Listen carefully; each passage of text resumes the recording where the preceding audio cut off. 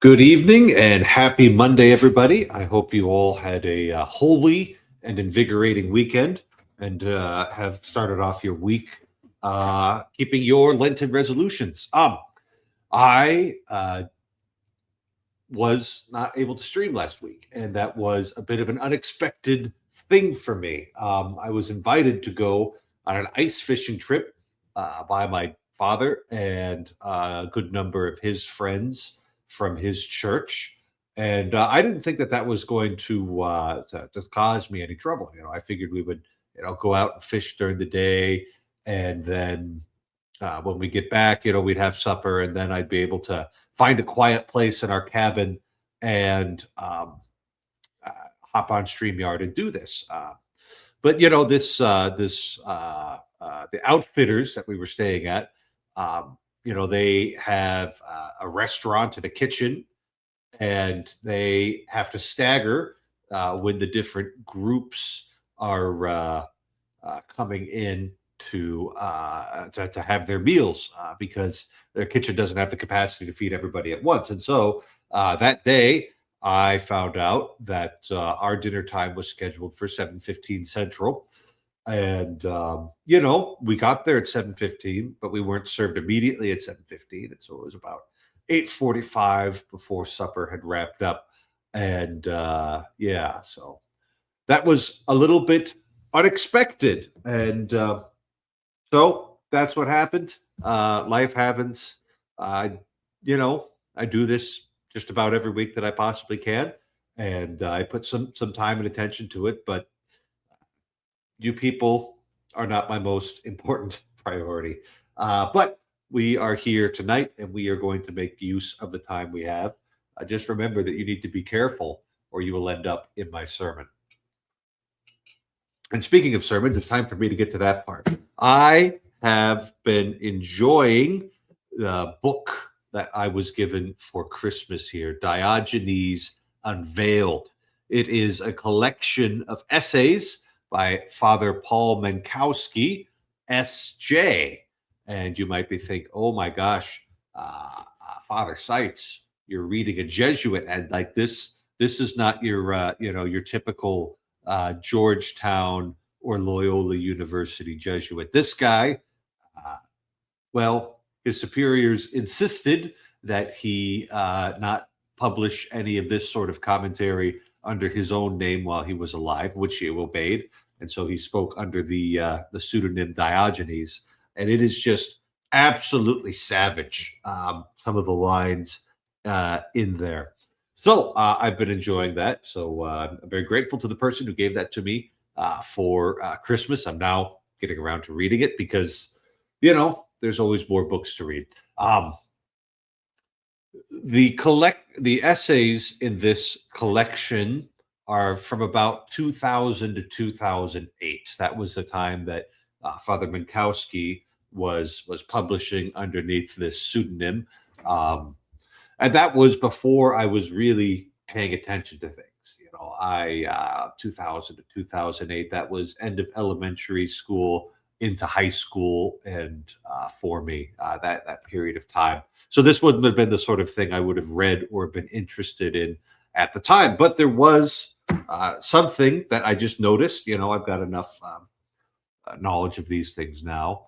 Um, you noticed in 2003 commentary about kind of the change in the priests who were being ordained nowadays, and he was quite grateful for it.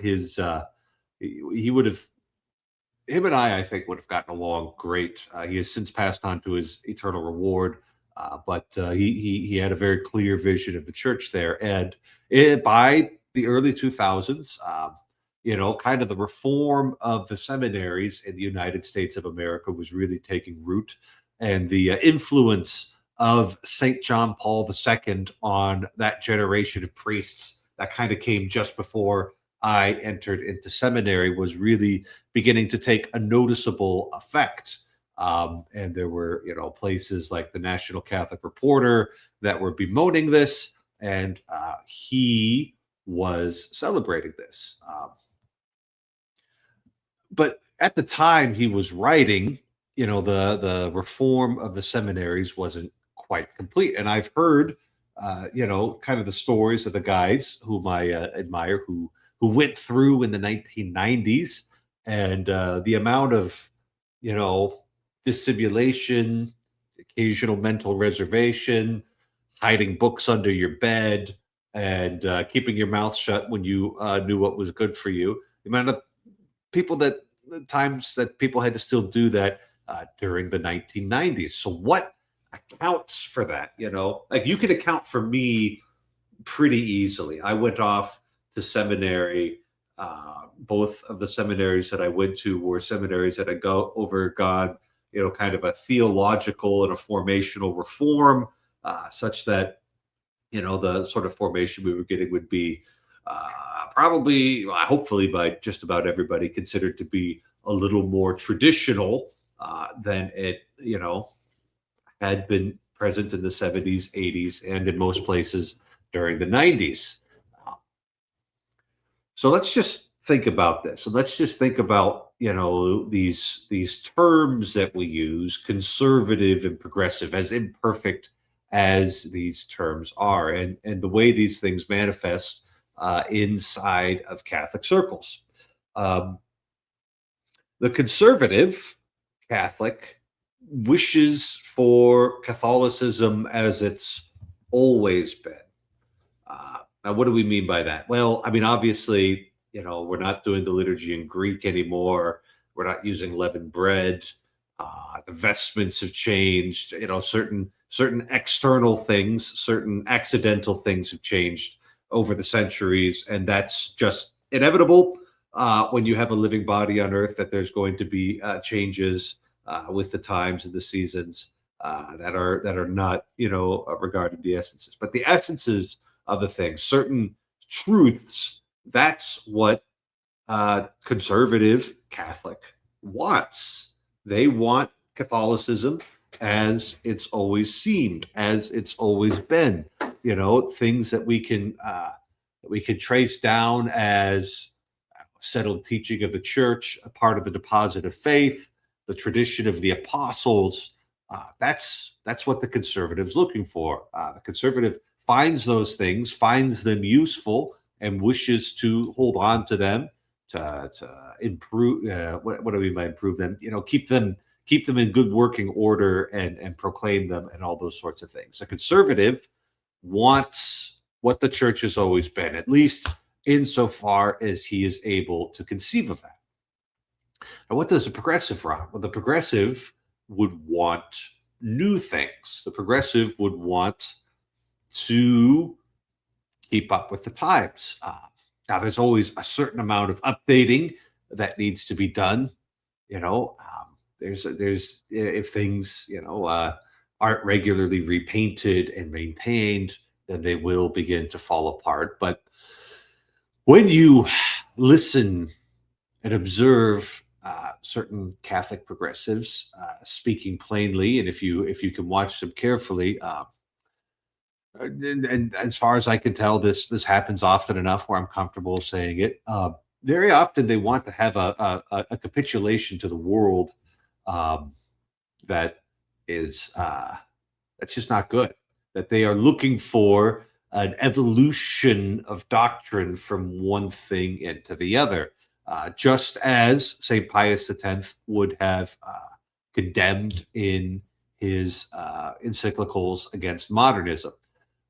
That wanted this updating and changing of doctrine of things that we had previously considered to have always been true and always been there. So, if that's your attitude, right? If that's your attitude as a Catholic progressive, then you are inevitably going to lose in something like the Catholic Church. Now, they may have had a temporary victory. They controlled, you know, large portions of the episcopacy and news media outlets and seminaries and a great many Catholic parishes for a time, especially in the 70s, 80s, and 90s. It seemed like, their triumph was inevitable. But at a certain point, who is going to show up? It's See, if all you want is change, if all you want is a worldly, lifestyle and to live comfortably with your secular neighbors, then you don't have to bother with the church. The church does nothing for you if you would just to be exactly like your neighbors. Completely unnecessary. If you want to have, a worldly lifestyle where you're embracing all of the worldly progressive values, then I've got great news for you. You get to sleep in on Sundays. It's a wonderful thing for you, extra sleep. Who's going to say no to that? That inevitably leaves, kind of the last people showing up, the last people standing, the last people who actually want to make this thing work, being the conservatives, that they want to make this thing continue. And we want it exactly on her own terms. We want the church to be Catholic. We want the church to be a challenging voice to the times and the tides of the times. We don't wish for just a worldly lifestyle. We want exactly what, as far as we can tell, the church has always been.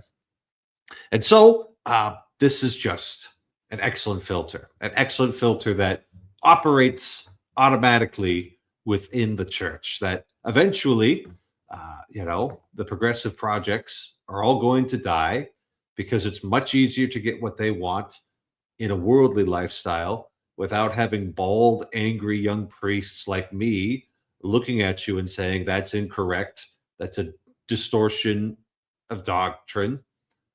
Could very well be canonical heresy, and you have to stop doing that. If you just go outside and live a worldly lifestyle, you don't have to deal with jerks like me. You can have whatever it is that you want. Um, so that was just, further observations and reflections, picking up some of the themes that we had in a previous live stream called Untold Catholic Story. I'm trying to tell this story about how it is that we've ended up here. And, what are the fruits of this? Well, 20 or so years ago, Mr. Father Mankowski noted a change in the clergy, that the younger clergy were becoming more conservative. And the couple Sundays ago, so not this last Sunday, but the one before, we had the right of election all across the country. It's a Catholic thing that we do, where those who are wishing to become Catholic, both catechumens seeking baptism and candidates for full communion with the church, have an opportunity to meet the bishop. And,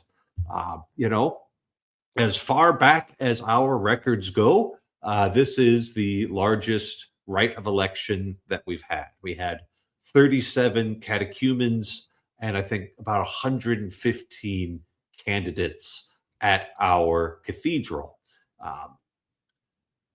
That was kind of a pain for me personally. I was in charge of running the ceremony, and it was difficult to figure out where to put all these people. But that is a problem that I will solve as often as I need to and as creatively as I need to, because things are working, and I don't think the reason that we are having this upward trajectory now, it's noticeable over the past 2 years. Hopefully, it can continue. I don't think that's because we've capitulated to the world. I don't think it's because we are promoting worldly values and that we are compromising on Catholic doctrine. I think, at least in our area, at the parishes that were present for this, we had such good numbers because we are doing things properly and we are keeping Catholicism the way that it has always been. And so that's what I think. Thanks be to God. So would you believe, over 2 days of fishing, right? And this was from 9 a.m. to 4 p.m. in the fishing house. I caught 3 perch that were worth keeping, and 1 little walleye that went back in the hole. So, yeah, probably. Um, Going along requires no exemplification, bonus, no judgment. Yep. Sounds like an excommunication recipe, albeit in modern progressive terms. I'm not quite sure what you're talking about, but if you want an excommunication recipe, you have to look in the code of canon law. Yeah. Speaking of the exact opposite of the code of canon law, here's Mark. That would be me. That's the perfect description of my entire existence, Father. Thank you. You captured it ideally. Man, I didn't know that I could do that. It's amazing. Well, I mean, you've got the right, in some sense, the right kind of friends, right? So there you go. Because the dog-headed will save the church. The dog-headed. Okay. Only the dog-headed can save the church. You sure about that? I think God could too. No, he's dead. Nietzsche said so. Oh, well, you know who else is dead? Nietzsche. Oh, come on, that was clever for off the top of my head and stuck in a corner. Like, give me a little bit, huh? Jeez. Just a little. So, with having a filter like this built in, right, where like the only people who are going to want to show up are the people who want the thing to be what it is, that's got to be a sign of anti-fragility right there.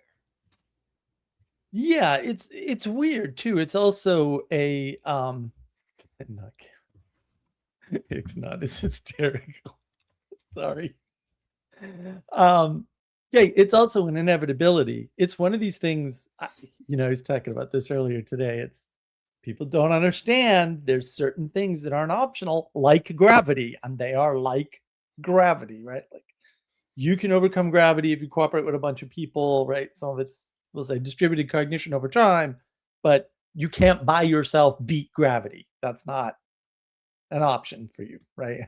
So. I mean, even like albatross is like riding these, heat currents up to the high altitudes, Right. They have help. Yeah. Well, but like a human can't even do that, right? Mm-hmm. You can say, well, I could buy a hang glider. Yeah, but you can't make your own, right? Like, so you can't do it. But what, that happens with a lot of different things. And this is where people get tripped up, right? So the way conservatism is correct is that because everything that identifies against conservatism, which is everything else, by the way, that's why we don't have specific names. It's always an identification against. It will always win in the end. It may go away for a while. It may take a while to come back, but it is a recurring theme. And because that's the stuff that runs things. And I think one of the mistakes actually that Jordan Peterson makes is he puts everything in this binary and he says, well, the left creates things and that's completely wrong. It's not true in entrepreneurship. It's not true in art, and it's not true anywhere else.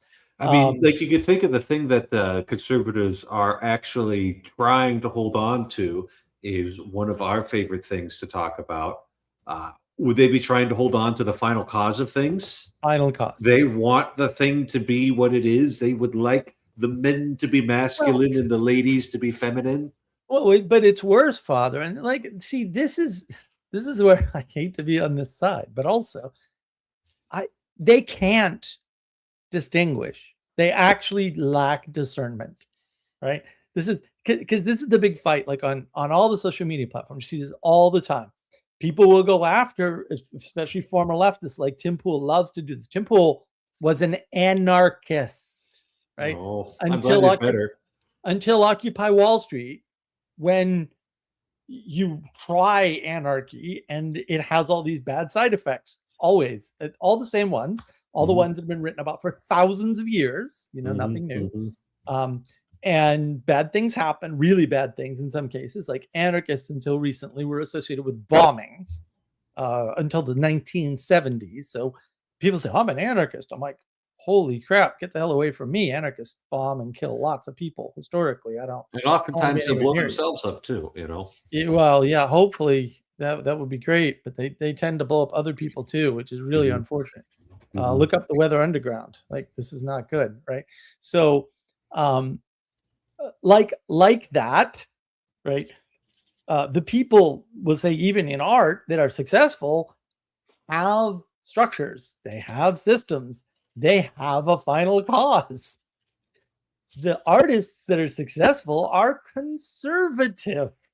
They're not liberal at all, because conservatism wins the day. The entrepreneurs that have really good ideas but are leftists, they almost never are able to start companies. And when they are, it's because they partner with somebody who's very conservative. And don't believe me? How about Facebook? Yeah, well, even watch the movie. The movie's not that far off. But once you realize what happened, it's like, oh, and what did he do? He like completely ripped off his own friend, like completely, like total. Zuckerberg's a total scumbag, just like Bill Gates. It should just be. Scumbag. I do believe that certain pieces of media have just used Zuckerberg as a verb. You Zuckerberged me? Exactly. Yeah. Yeah, because he's not a good person. And so he was only able to build that. And that's what, like, that's even in the movie, right? Which is not the best statement for what happened. I mean, that guy was basically, he had an accounting style mind, and he was a really kind heart. He wanted to protect his friend. And, he pulled actually an Ayn Rand. He did an Atlas Shrugged. He says, I don't want to be here. And he left the country, right? Because I think he went to live in the Philippines or something, which was always one of my dreams. I'm like, I get 100,000 cash, I'm going to the Philippines, baby. I mean, you could probably live comfortably on 100 grand American for the rest of your life in the Philippines, couldn't you? Yeah. No, well published until recently. Yeah, well published, well known. Even you could live like 20 years in Mexico on 100 grand. In with servants, like live. Yeah, in the Philippines you can live the rest of your life. You can have 3 house servants and a decent estate, plantation-y farm thing. No problem, and you wouldn't need to make any more, but anything you did do, you could make money with. So yeah, that was always on the docket. So I could have done it. I didn't have to buy this house. I could have. That's almost what I paid for my house. So yeah, and my 12 acres, I could have spent it on the Philippines instead. But you get to live in America now. I get to live in America. Well, I had to take care of Mom. So yeah. Well, that too. That's actually a little more. So yeah, because otherwise I might have just taken. Like if I had 100,000 right now, I might be packing for the Philippines instead of doing this. Like, why do I want to struggle through this nonsense? As cheap as it is here, it's, I could not work and have servants in the Philippines for the rest of my days. No problem.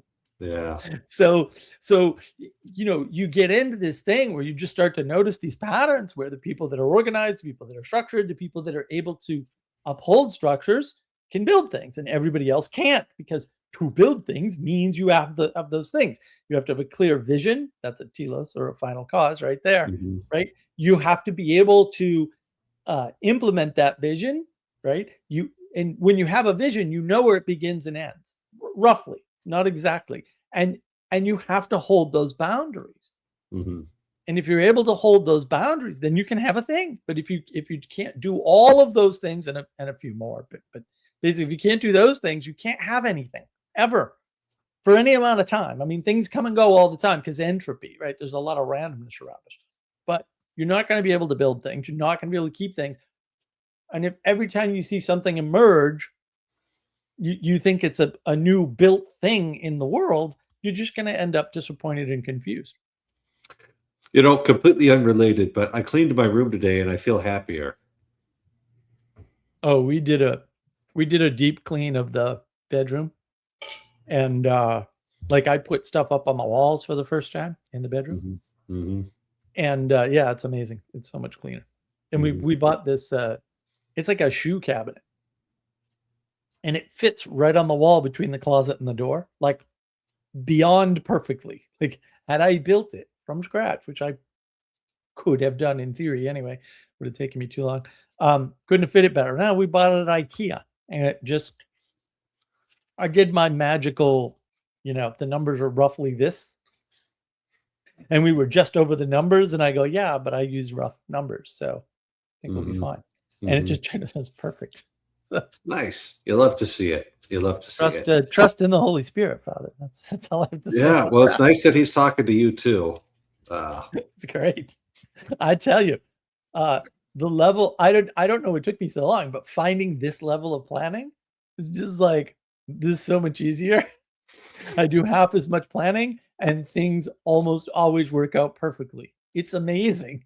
I'm like, I don't know what's going on. This is fantastic. I don't overplan anything. I spend much less time and things just work out way better than any plans I could have had. This is fantastic. Yeah. Well, you're not kicking against the goad. Things do go a little easier. Yeah. I'm just trying to. There was something that happened to me that was deeply irritating this weekend. I got up early on Saturday, and I got ready. I went down to the office to work on my thesis, and the internet was down. And my thesis is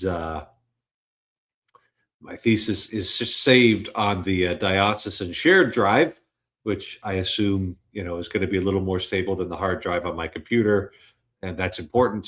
So I can't access it. At least I couldn't yesterday from anywhere else. So yeah, I'm just interested to see what God meant by that. You needed a break. Clearly, you weren't ready. I guess I did. I guess I did. I don't know. I had today off. You were thinking wrong. You had wrong think. Oh yeah. Okay. Well, anyway, maybe that's it. Maybe he just wants to show me how much I can write when I really put my mind to it. Because, in about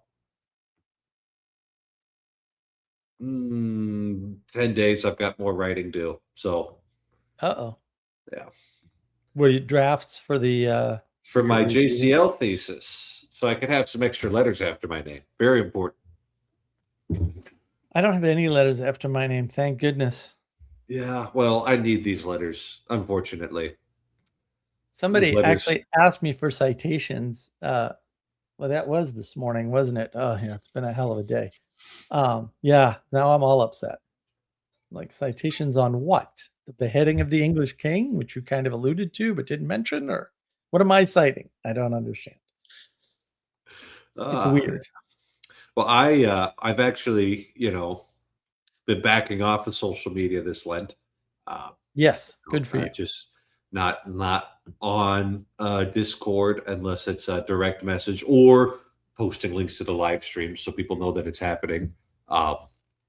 And I think that's been a really good thing. I don't know if I'm going to keep it like 100% off from now on, but I was spending too much time yapping, Mark. Too on much Discord? yapping. Not on my Discord. On my Discord, no. you don't yap enough on my Discord. That's the problem there. Oh, yeah.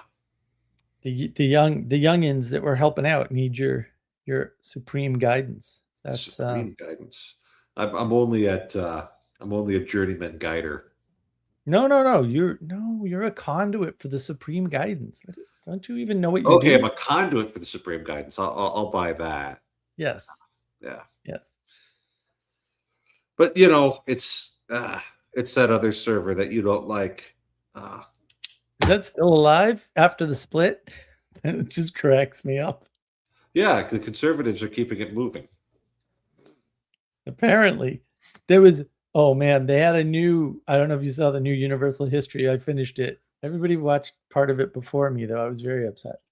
Yeah, I finished it, and it's just like, I don't know, man. Richard Rowland doesn't know that much U.S. history and can't think about what happened before. But it was very good. Other than that, I was just like, I did leave some comments, but I mean, it is like America is a bit of a a difficult one to do sacred history for if you're a serious, not Protestant Christian, right? It's like Well, we but can go to Hungary, right? We can go to Hungary. Hungary's super simple. We have Saint Stephen. Saint Stephen declares it's now a Christian nation, starts building churches, builds up supports the clergy.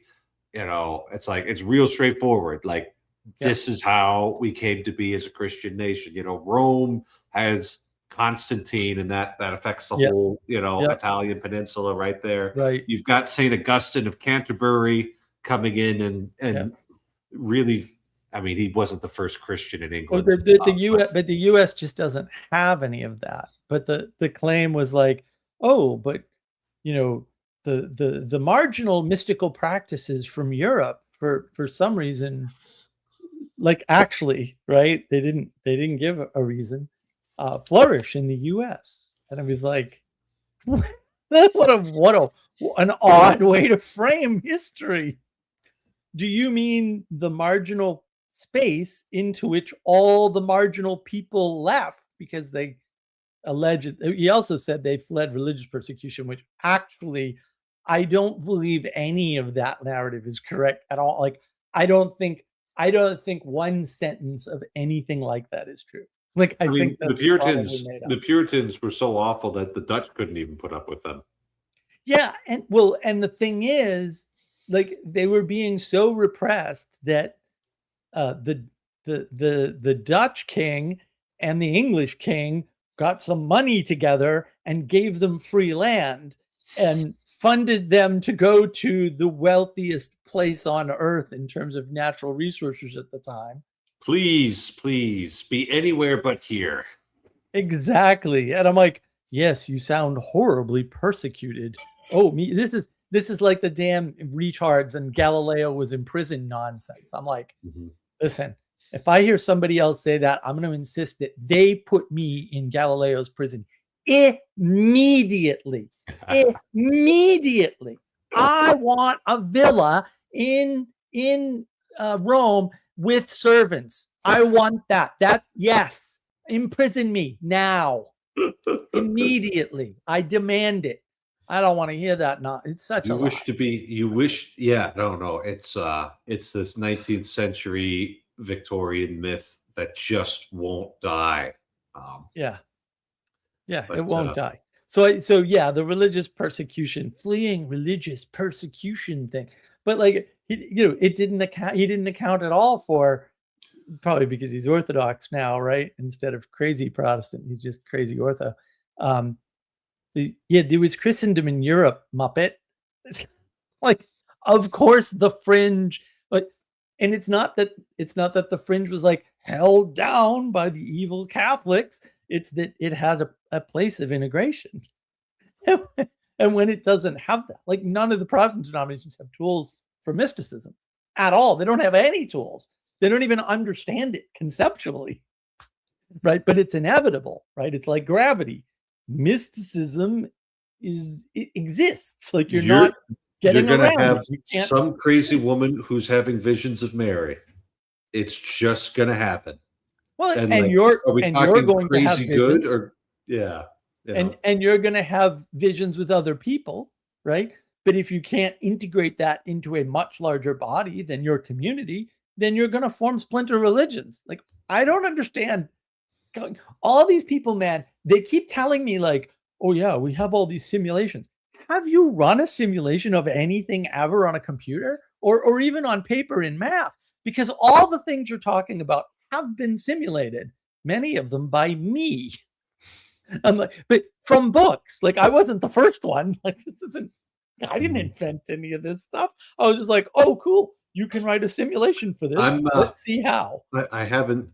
I've lost the thread, Mark. Well, how does the if you simulate what happens in small networks with effects like what the effects are that we'll say you can describe in the United States that happened in the different Protestant denominations that split apart 62,000 times every 4 days, because that's pretty much what happens. Like, of course, it wouldn't happen any other way. It's as inevitable as gravity, right? You have a body that can never be bigger than the community of people you're with, ever. Ever. It can pretend to, it can kind of, because it's emergent, right? You can create these emergent structures that sort of last for quite a while, maybe a couple generations, right? But then it always splits up. That's why all the Protestant churches keep splitting. I mean, the Anglicans just completely, like, talk about instantaneous nuclear weapon destruction of your entire church. Like, they just bang overnight did that. It was amazing. Like, I never thought that was gonna happen. That's why I felt safe to be with fair, Anglo-Catholics. they've been. Well, I'm sorry, Mark. I could have disabused you of that notion if I had known that you needed more information. But they've been building that bomb for a while now. Yeah, they have, but there was no indication that they were gonna set it off, and I wa I Oh, was okay. I was kind of hopeful that because they had all the tools, because the Mhm, Anglicans actually have all the tools, that mhm. they are lacking zero of the tools, that they would right the ship and fix it, or do, that they'd be able to weather the storm. But it just turns out that, in fact, too small a body, and eventually that body got Also, corrupted all the way at the top. like, in my opinion, yeah, this is just my opinion. It's also the Catholic and Apostolic faith that they don't have a divine assurance of what's the word I'm looking for? The Holy Spirit guarding their church. Yeah. Oh, yeah. Okay. Like that's Well, kind of that's kind of a big deal, Mark. Like you need that. maybe that's well, I'm not familiar with all your crazy Catholic tools, so Okay, well maybe that's one tool they this didn't. one's really simple, Mark. We are the real thing. Everybody What? else Sure. is missing something. That's the Okay. Catholic faith right there. That's I just Vatican II right there. I just thought that with a proper veneration of Mary, that they would weather that storm, and it's too small, and it's too small a body. They were also talking about, like, um, oh, uh, something about these mystical practices that causes all these, you know, problems within the churches, right? And then they all adopt different mystical paths, right, or different mystical tools, right? And it's like, well, yeah, like, what? There's no body holding it all together, and Mhm, none of them have the tool set. What? Like, I don't understand. Like, what else did you think was gonna happen? mhm, mhm. Like, you didn't think this through at all. It's just, and we're dealing more and more with that because everyone's such a scientific thinker now. They just divide everything up into parts. They dissect everything. And then they're confused when two parts that shouldn't have been dissected, behave in tandem or behave with some very strict non-optional relationship.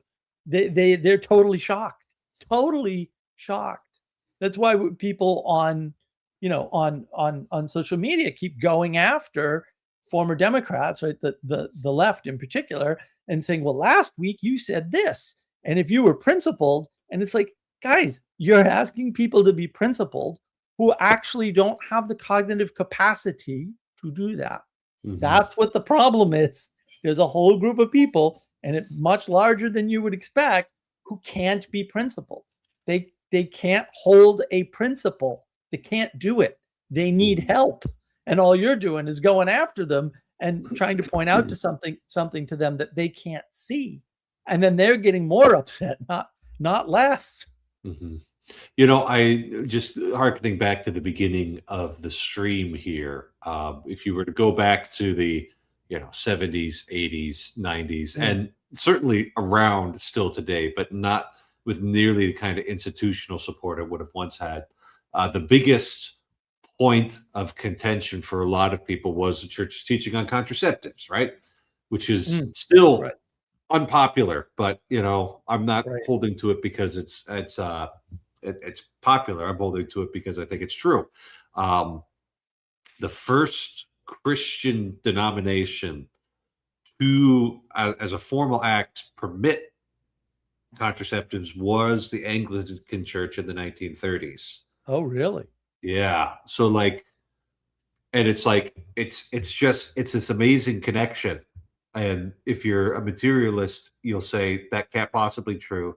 And if you're wise, you'll say, well, of course that's how it works. Of course, It's that's like how it works. Yeah. the second you accept contraception as a good thing, you lose all of your virility and your capacity to reproduce spiritually.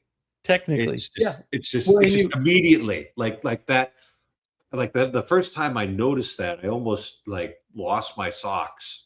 Fortunately, I had my shoes tied properly and they stayed on. But like there is such like an immediate connection between like a loss of a capacity to, I'll say, even reproduce spiritually, right? To make new Catholics and dissent on these family issues, right? Yeah.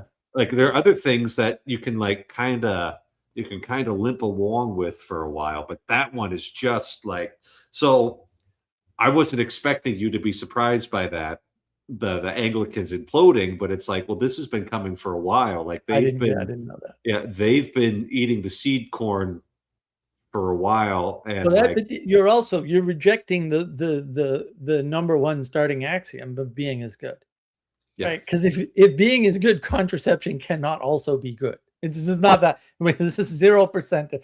Right? We've got a conflict here, and if being is good, contraception is not. There you go. What you do with that is different, but and maybe it is you don't excommunicate, which you wouldn't anyway. Excommunicate. How am I going to know using it? Right? How am I going to I don't know why people have two kids. Yeah, but Protestant, but Father, Protestants all the time think if they have a bad thought in their head, they would have been excommunicated. And it's like they have such a misunderstanding of everything that they actually, I've talked to them, they actually think this. And I'm like, you're not important enough to excommunicate. Don't worry about it. Yeah, it's, I mean, the Catholic teaching would be like, well, if you're sinning like that, you shouldn't approach for communion. But like with a lot of these sins, like that's on you, buddy. Like, I'm not going to go through your medicine cabinet or your garbage can to figure out if you're on this stuff. I've got other things to do. So, and like the way we handle it is, for these sorts of sins, it's like we've got a very high bar and we've got confession 7 days a week, and that is a way that things can work. And we just deal with it, as it comes up. But like, yeah, somebody could have two kids because after the second one, they weren't able to have anymore for a variety of reasons that if they don't want to tell me about it, I'm not necessarily going to start digging because, it's bizarre to me how flat they think the Catholic Church is and how, how sort of overstructured and unforgiving, and it's very strange. It's a very strange way to think about the world. I mean, I've heard some things about like 1950s and 60s Quebec that weren't all that flattering, and maybe that's all just boogeymen and propaganda. Like, I don't know, but there could be, bad priests that are a little overzealous or zealous about the wrong thing. Yeah, it's so. I mean, there's always some. Not zero. We know the number's not zero. Yeah, so I don't know what to make of that. But anyway, that's definitely not our problem right now. So yeah, but they're the ones that immediately like firebombed the church the minute Vatican II came out. Yeah. Canada just kind of like hit the plunger and boom, 1,000 explosions go off. Mm-hmm. And that's the end of, it's like overnight, the end of Catholicism in Canada. Just like that. Happened in a blink of an eye, which is very mysterious, right? But I can see with time frames and momentum how the Anglican Church took so long from 1930s to, what was it, 2 months ago, or whatever the heck it was, to blow up. Mm-hmm. But the Catholic thing, that makes, even Jonathan Peugeot's like, I don't understand that at all. And I'm like, ooh. It's like, was there some sort of like satanic ritual in the cathedral at Montreal? Is that what happened? It would have to be something at that level. Yeah, it would really have to be something at that level. Yeah. So I don't know. we were talking about that earlier too on the server that you're abstaining from for Lent. Basically, yeah, the connection between King Philip basically getting an allegiance with the Pope and sneakily doing away with the Knights Templar, which causes effectively Prussia to exist, which causes Germany to exist, which apparently retroactively existed before it was ever actually a thing, even though that's talk about a psyop. Talking about Germany before, was it 1854 or whatever? That's a psyop. That's actually a psyop. 1870? I Or was it before that? maybe it's somewhere in the mid to late 1800s. But you read stuff, right? And they go Germany, and I'm like, are we at like 1300 here? Like, what are we?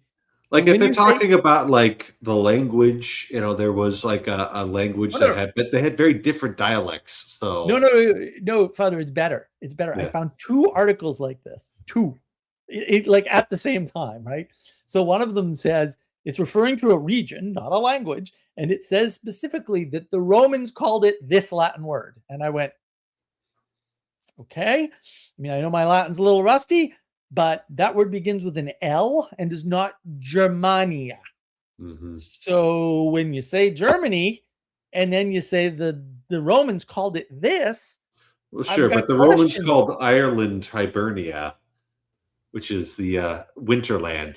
It's still labeled Hibernia on a bunch of maps. You know what's not on any map? Germany. Do you know why? Because there is a tiny, but it's a tiny region. Yeah, it's nowhere near anything we would think of as Germany. It's in the totally wrong place. And then another one used an entirely same situation, entirely different Latin word, talking about an entirely different part of what would be in Germany now. And I'm like, why are you guys using the wrong word? Like, wow, why? We're talking about things that are hundreds of years before Germany existed. But it's that whole, basically the Knights Templar get betrayed, right? And then the Knights Teutonic freak out. I mean, they just go nuts. Like, they just get scared and they get involved in politics. And then, Otto von Bismarck comes along and says, I know how to do what Napoleon couldn't. And he wasn't entirely incorrect. He kind of did some pretty impressive stuff. Mm-hmm. Right? And creates Germany out of absolutely nothing. Complete fantasy. No, but that whole interaction with, and that the Masons claim basically, the legacy of the Knights Templar. Like, that's their claim. They claim to be the continuation of the Knights Templar. But that whole catastrophe really caused a lot of problems. And we were trying to trace like the fall of France. When did France turn into the bad guys? So that was, was somewhere around there. They too are having more adult baptisms than they had in a while. So we'll hope that good things are also happening there. But it's all the way across the ocean, and they speak a language that I don't understand. So to get the real granular insight, you're going to have to talk to somebody who's French, and not me. On purpose? Sorry about that. Yeah. Look, there are enough French saints who are absolute like heroes and Chads. Giga Chads that like God must actually love them. And what am I going to do about that? I'm just going to stay here in North Dakota. I'm going to take care of the North Dakota people, and that'll be that. That's what I'm going to do about that. Excellent idea, Father. You may say, that means you have nothing to do with France. It's just the way I want it.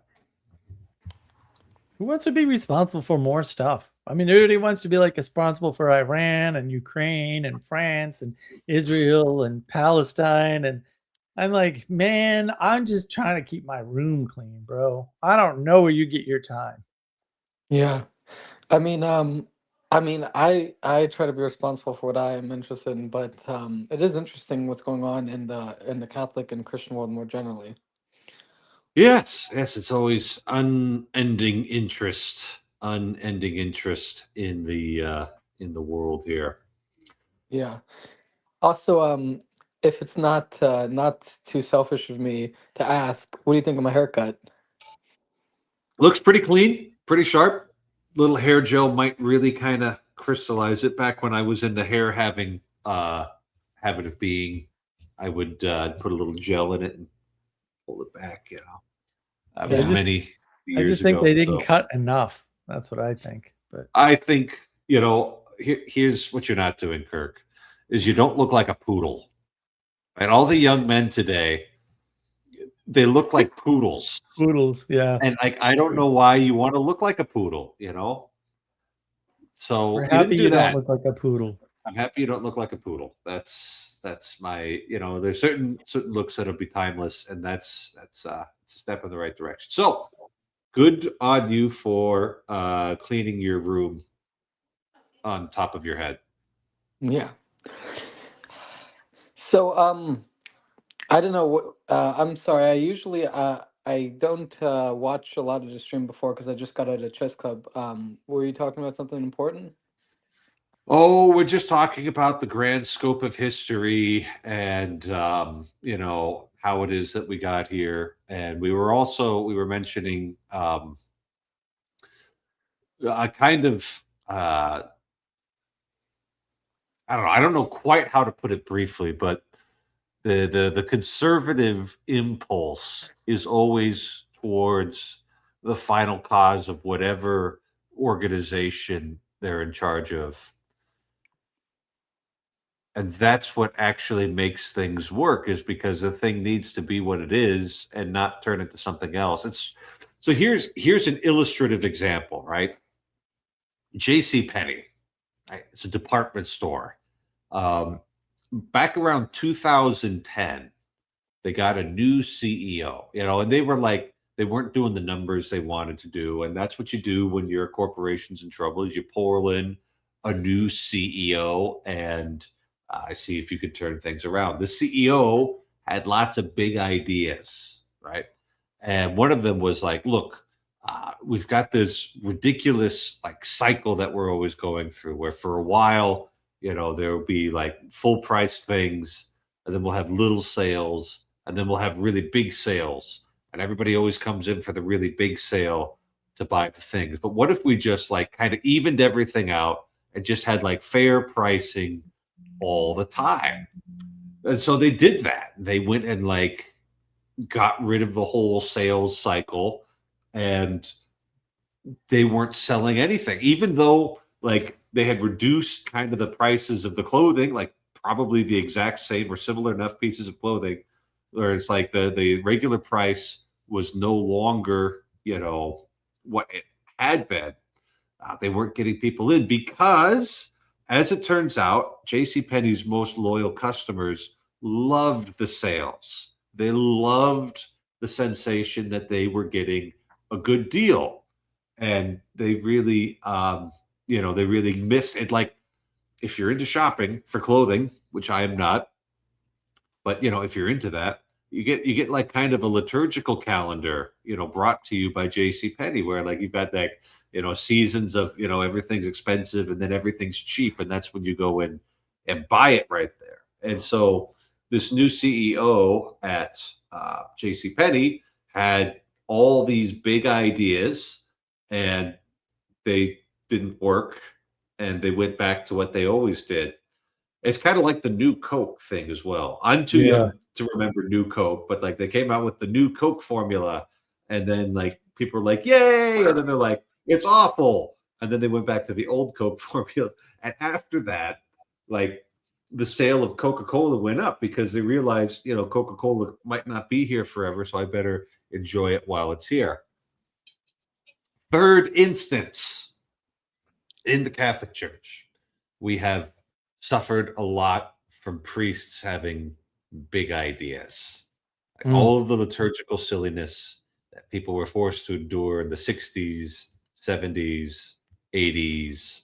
90s, into the 2000s, the 2010s, and in some places are still enduring today. Almost all of them have their origin in some priest having an idea. Now, every once in a while, a guy's going to come up with kind of a new thing that works really well. Like Bishop Barron came up with the idea of having like 12-minute videos on YouTube that were intelligent and presented the Catholic faith. And YouTube was a new platform when he got on it. And he was one of the early adopters for the Catholics. And it worked out really well for him. So every And a once in pretty a while, Bible. and a very pretty Bible. Very pretty Bible indeed. Well, he did the YouTube first before the pretty Bible. But he probably always wanted the pretty Bible up. So all of that to say, we've had enough new ideas. Let's just receive the good things that we already have and make Final Cause great again. That's what we're talking about. So actually, I was thinking of something, but it's a little tangential. It's a little. May I, Father? Please. That I've heard people in Jacob's Discord server talk about. I've heard like Trey mention it. It's Bowling Alone by Robert Putnam.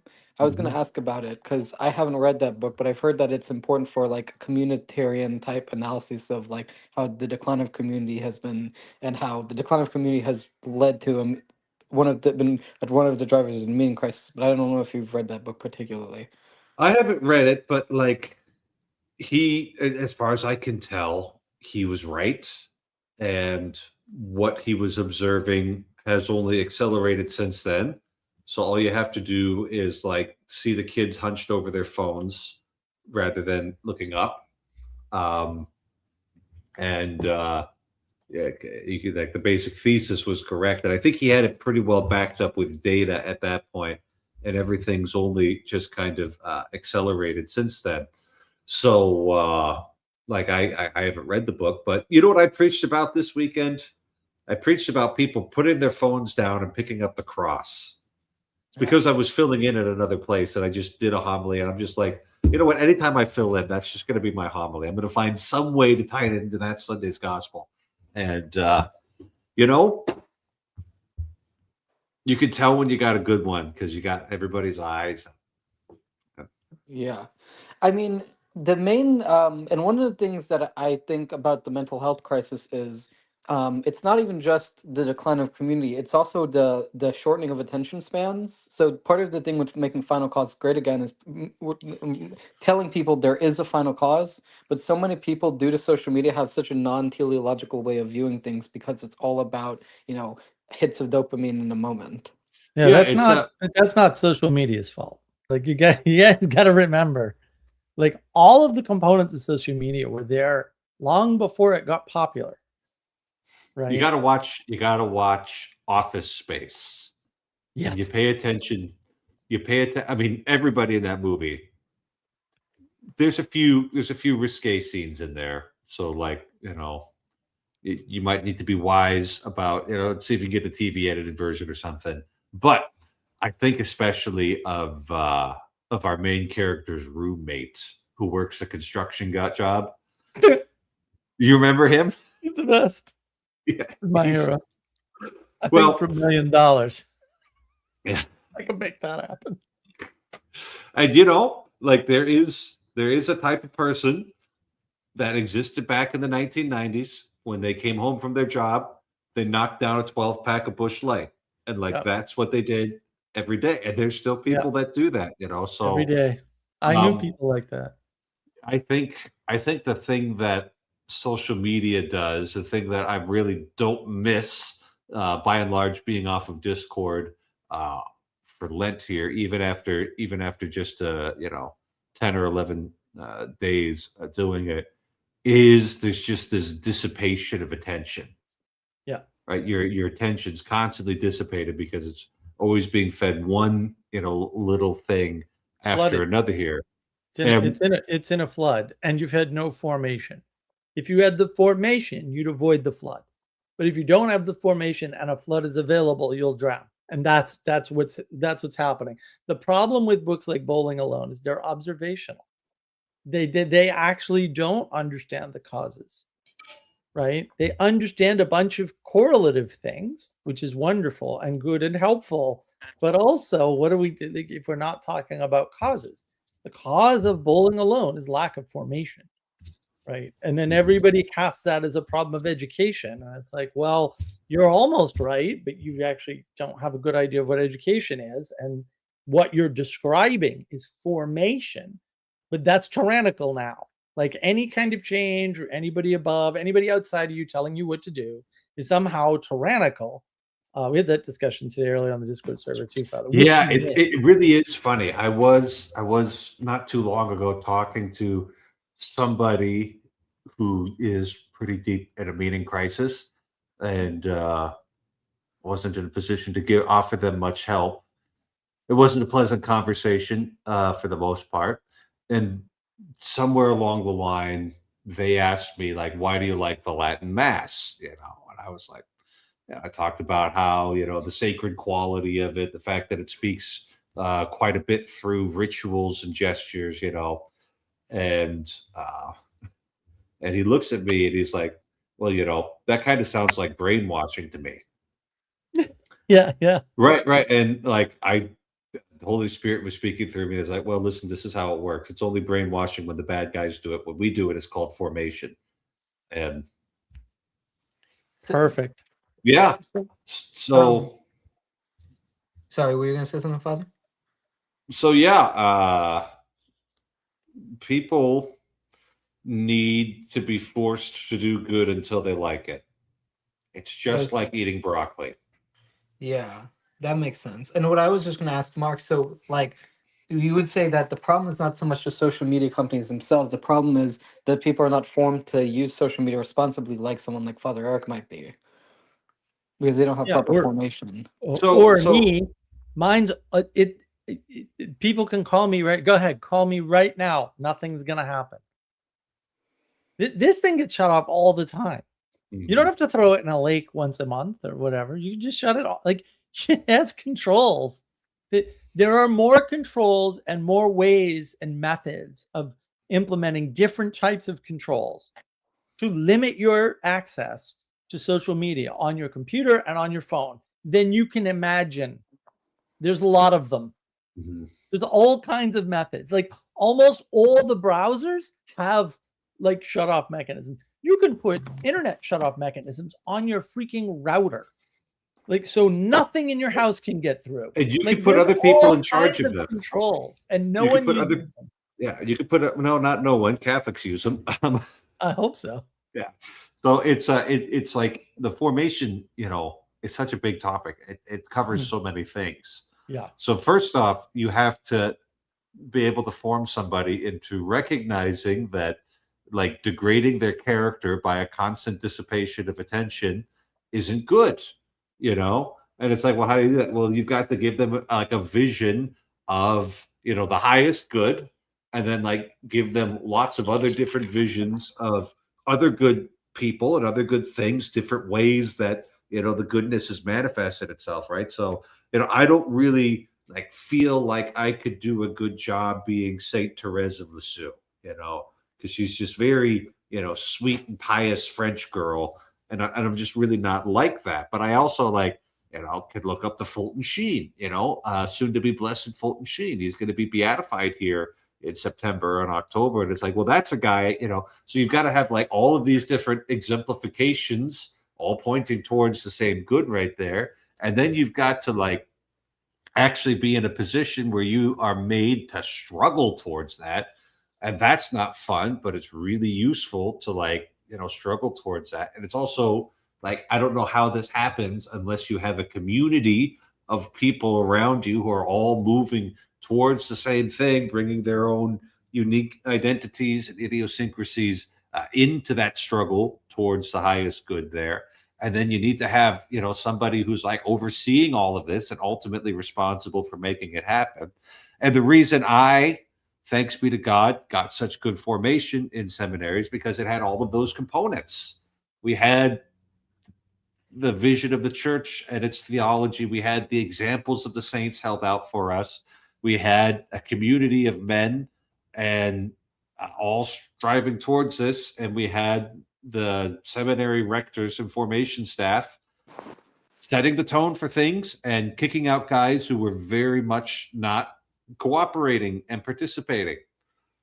And it worked. Yeah. It doesn't work 100%, but like 70 or 80% is pretty good in this context. Yeah. With human beings. So that's what formation is. And it's like, oh my gosh, you've got to build all of that. Yeah, you do. Like, I don't see how else you do. I'm sure there's even things that I missed, and maybe Mark or Chris want to add to what you need to actually form people, but it's got to at least have all of those things that I just rattled off. It's a lot of work to maintain that. Exemplification. And if you have good exemplification, you don't need much else, right? But it's weird too, because the blank slate people, like, this has always puzzled me. I'm like, why does anybody listen to blank slate people? Do they not hear the contradiction? Okay, let's suppose we're all born with a blank slate. How are we supposed to know right from wrong? See, because the blank slate people hide the trick. They're all socialists too, which also hide the trick, right? It's the same trick. They're hiding the same thing, right? Well, if you're born a blank slate, how are you supposed to become good versus bad?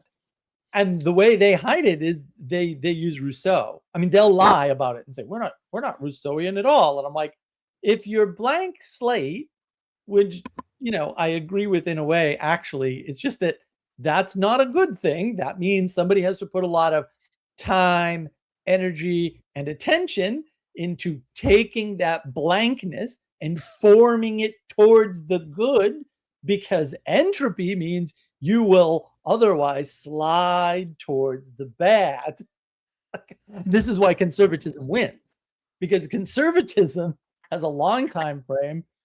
It has things that it's brought from the past and is willing to move forward. And the type of change for conservatives is called revivification.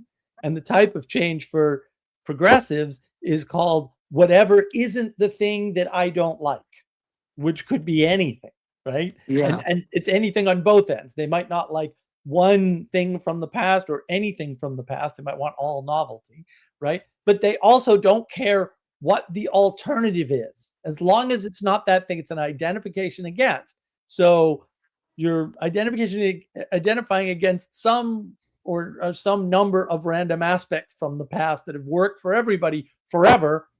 Do you really believe in evolution or not, right? And then you don't care what you get in its place, as long as it's not that thing. And it's like, this doesn't sound right. And what do you get? You get an inconsistent worldview that looks unprincipled to people with principles. But the problem with the people with principles is they think all other people have principles. Well, I hate to break it to you, but actually the blank slate people are right in a way. If nobody teaches you or forms you into principles, you don't have them. Yeah. You don't have them.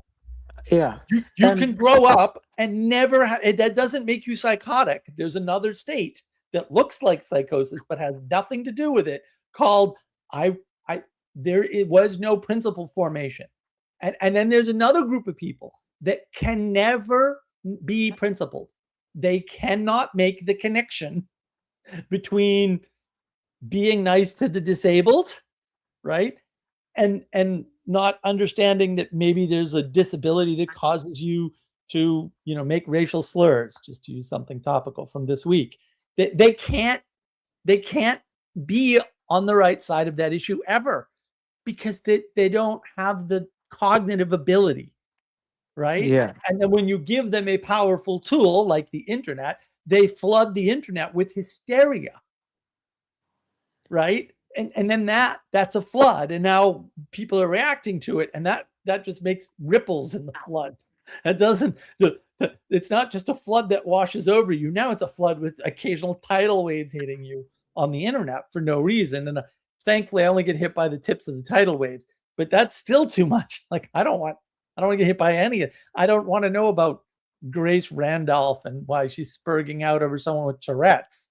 Like, this sounds like a complete waste of brain space to me, but I've had to face it, like it just got thrown at me. So it's no good. And without formation, we can't even differentiate those things. And the blank slaters, which is what you should expect, also want no censorship. And I'm like, no, we need 1,000,000 times more censorships, whatever that is. Like, let's up the censorship by like 4 orders of magnitude, okay? Because seriously, like that's got to happen. We're a little low on censorship at the moment. We need to fill up that tank. Bring back Gregory the 16th. I don't know who Gregory the 16th is, but I will say that, Mark, to your point, I do think we could form people to have better relationship with social media, not by getting rid of social media, but by formation. And I think part of formation is moving away from the progressive education model we have in America, started by John Dewey. He didn't start that. There was nothing wrong with the education system in America until we federalized it. And the minute we federalized it, the minute we said our highest value for education is test taking, it is a standard that needs to be held at the federal level, we completely broke every principle involved in creating the Federation of Nations, which we call the United States. That immediately broke everything. And that should have been obvious to absolutely anyone. But apparently everyone is actually functionally retarded. And that's the best I can figure. Of all things, the education of children absolutely needs to have the most consistent and even application of the principle of subsidiarity to it. Because right, and subsidiarity to the region that you're in. There is no reason to believe that somebody in the Midwest needs the same type of education as somebody in New England. None. If you came to that conclusion, then probably if you haven't had a lobotomy,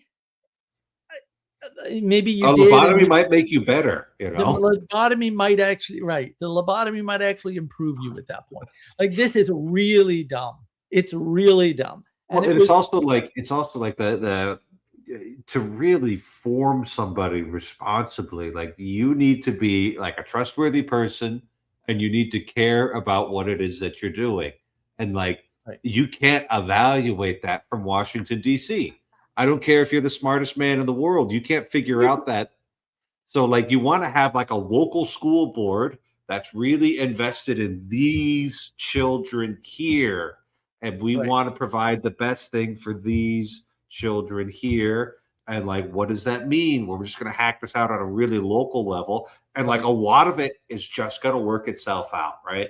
Yep. Because basic, the capacity to read and sign your name. We want to have people to be able to do that. That's going to happen, basic arithmetic. And then, basic literacy. Basic literacy and certain amount of arithmetic, understanding these things. But it's just because I don't even want it at a state level, right? Yeah, local school boards, man. Standards. Local school boards. These are the ones that should really. They still exist. They've just been overridden by the state and federal money machine, and that's where and then what do? They misappropriate those funds anyway.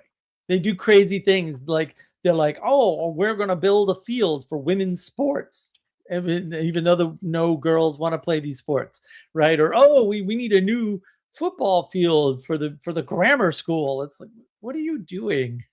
No, you should be spending money on education if you spend any at all, right? And in fact, education used to be strictly a volunteer thing for forever in this country.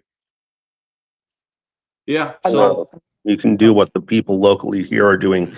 And the goal for the school board is to promote what they call college and career readiness.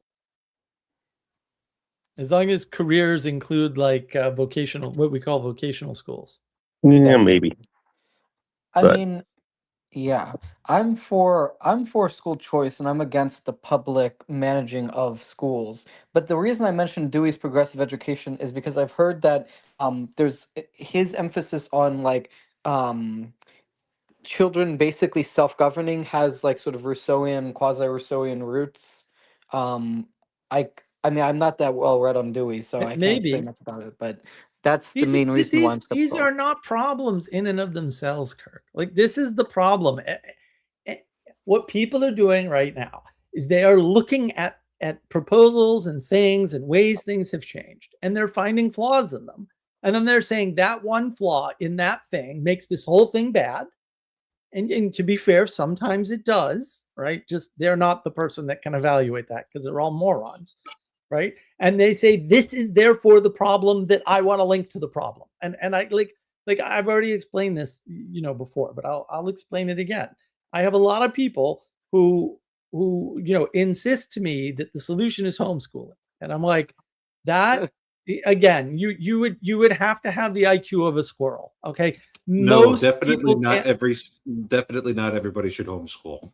Right. No. But I'm a homeschooling fan. Like, when it works, it can work really well, but not everybody can manage that. Most people cannot homeschool their children, not because of financial reasons either, but because they're not good teachers, right? There is also a relationship problem that can create for most homeschool parents, which is that they're just basically spending too much time with their older children, and they're in a more adversarial relationship that they need to be. And homeschool kids tend to grow up with social problems, on a higher average. And some of those social problems are an advantage, actually, but most of them are not.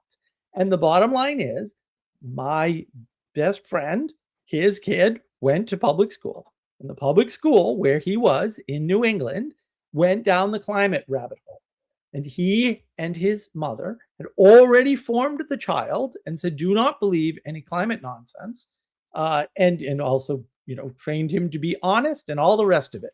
And when his teacher said something about the climate thing in class, he stood up and said, that's a lie. And the teacher got pissed off and basically expelled him from school. And they dragged the parents in and said, what's going on? And my buddy said, he was right. You are wrong. If you don't want this to happen again, you will excuse him when you teach climate science and have him go to a study hall or something. And that was the end of that. So you don't need to homeschool to fix these problems, right? And if 3 parents did that in the class, the school would probably drop the curriculum.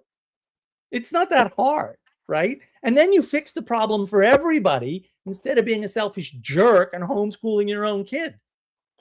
Like, there are ways to fix these things, right? No matter how bad the school system is, if you form your child right at home, it's not going to have as bad an impact. And it may even help them because they'll be familiar with the real world. Because when you get into the real world, all the things that are at school that aren't so bad, because I went to a Catholic college prep school for junior high in the first year of high school. Okay. I was totally unprepared for businesses. And I got lucky in a way and unlucky in another way.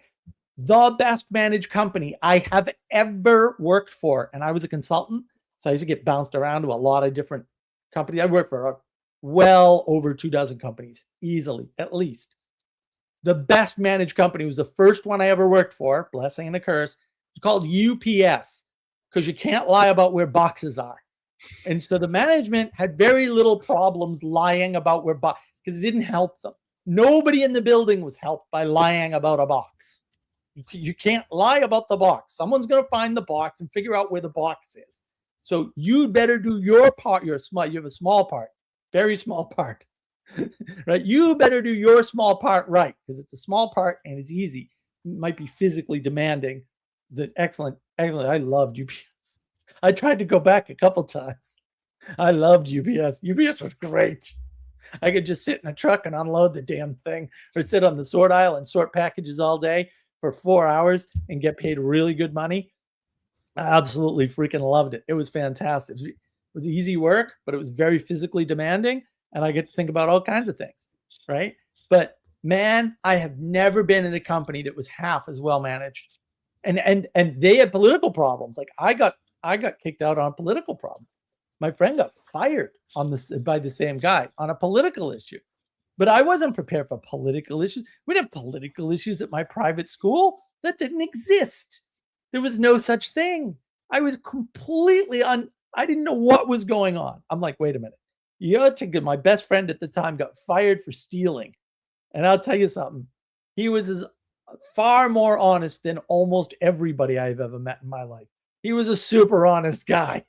He grew up a real modest, lower middle class environment, lost his mother when he was very young. Very honest kid. Very honest. He didn't steal nothing. There's no way. He didn't even try to steal nothing. He wouldn't.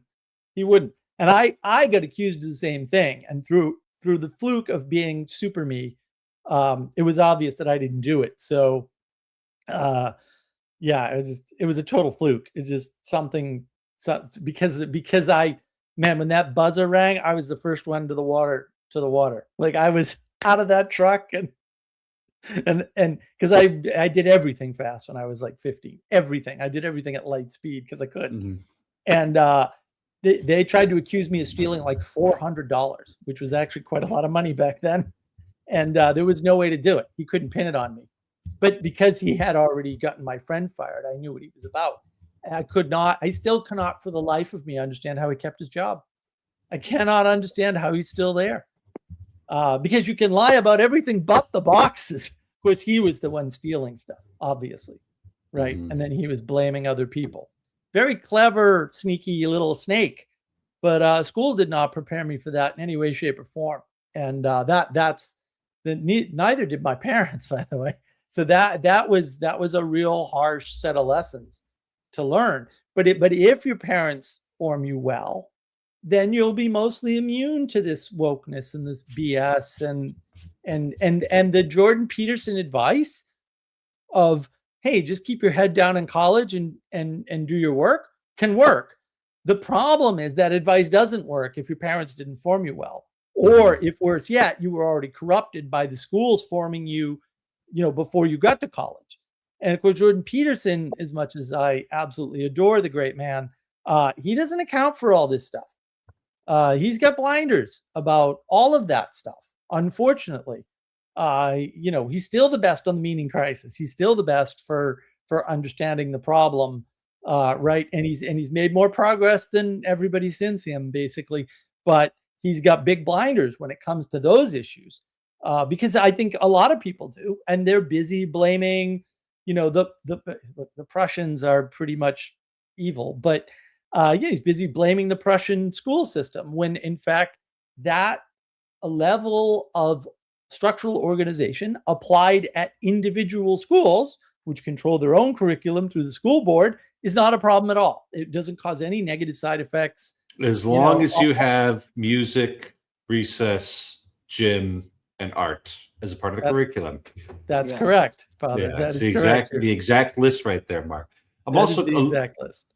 A little curious about this Dewey thing that you have brought up, Kirk, about the child being kind of self-governing, and I wouldn't phrase it like that. I'm not sure that's correct, but it sounds awfully close to the insight of Monica Montessori about kind of like the cultivation of learning and like the kind of the different stages and problems that they learn how to solve, in like kind of a natural development cycle. Yep. And the way that, she structured her education where, you got your guides, and your guides can have 3 different math activities that you could do today. And you can go for the one that you're a little more drawn towards. You're sort of like because it's not just like a brute factory model where we have to just put every little thing in at every little step. It's not like a pure procedural thing, but then go into the other extreme where it's like, go learn, children, explore, it's like, well, that's not going to work either. So you got to shoot for like a really nice balance between, giving them some structure and giving them some expectations, and then also letting some of what they're ready for and are drawn towards, go into that. And I've not read Dewey. I haven't read Montessori either, but I have lots of friends who are super into Montessori, so I've heard a fair amount about it. If Dewey was going more along that line of trying to be attentive to what the individual child is now ready and excited to grow into, then that'd be great. But if he was doing kind of like a Rousseauian, the children are just good and you shouldn't corrupt them, I mean, that's Yeah. just, yeah. Yeah. I mean, personally, I just go with the standard Piagetian kind of Vygotskian view of like there's stages and there's a zone of proximal development with the instructor, and so yes, children need to be formed on their own, but they also need some external input. The main thing I just heard is that Dewey was like, I don't know if you've heard of Sudbury schools, but it's like there's an I've heard he's completely against any sort of input or instructional guidelines, and that's the main criticism I have. But like you're right, I think both extremes are wrong, and I'm a fan of the method you outlined. Yeah. Yeah, I don't. So look, I mean, if you just quickly like the ask size of the silly AI, it's pretty clear about this. It says that Dewey believed that children learn best through hands-on experience and active engagement rather than passive reception of information. That's correct. Right. Importance of social interaction, the role of teachers and facilitators. Like there's nothing wrong. Like, where is the Okay. great evil here? But I think Yeah. again, we're living on the internet where somebody finds some statement somewhere or invents one. Because a lot of this stuff is wrapped up with, well, Rockefeller started this board of education thing, which he did, right? And then the first person to run it, right? And then they'll go through all these quotes. I couldn't find any of these horrible quotes. I couldn't find any of them. Aside from the fact that quotes can be taken easily out of context, I couldn't even find the quotes.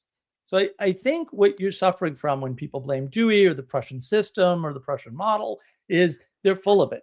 They have no idea what they're talking about. And they have vivid imaginations about how the world works and who's responsible for what and how those things came to be. And they're basically just conspiracy theories. That's effectively what they are. They're conspiracy theories. I've seen no evidence of any of this. It's not like John Dewey ran the federal education system in the 1970s.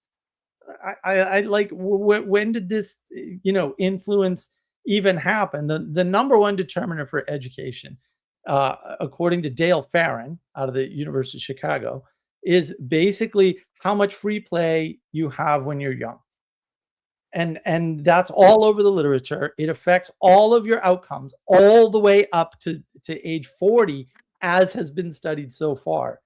And that's, it's important to understand that there's data out there, and the data is pretty damn clear that this is the way it is. Like, I don't know. I heard it from someone who described himself as an objectivist, so take it with a grain of salt. I see, Father, you're getting some trolls in chat. Yeah, that's what it looks like. That's what it looks like. A sudden surge here. So, I'm not sure what's going on here, but snakes. The snakes have found us, Father. That seems to be the most probable option here, and yeah, I think it's just going to become a friends only stream at this point, because this sort of sudden surge of attention all of a sudden seems to be coordinated. Yeah. I am curious, Father, specifically related to math. So it's a little tangential, but it's about math education. And the reason I ask is because I'm not very familiar if there's a Thomist understanding of mathematics, because the current schools of mathematics are pretty non-Aristotelian, right? They're usually pretty Platonist or Kantian. You have the intuitionists who are Kantian, and then you have Platonism, and I guess you have like formalists and logicists, but those aren't really Aristotelian either. Is there like a Thomist or Aristotelian perspective on like how mathematical proofs are taught and constructed? Well, not that I'm aware of. Okay. I mean, he just kind of took a lot of Plato and Aristotle on that, And I don't think that like everybody wants a single way to teach things, and I don't think that's a good strategy. I mean, that's another reason why you don't centralize education at the state or federal level. Yeah, but I'm not necessarily. I mean, this is more of a question about like philosophy of math rather than like education of math. yeah, philosophy of math. I mean, it's like a secondary concern here for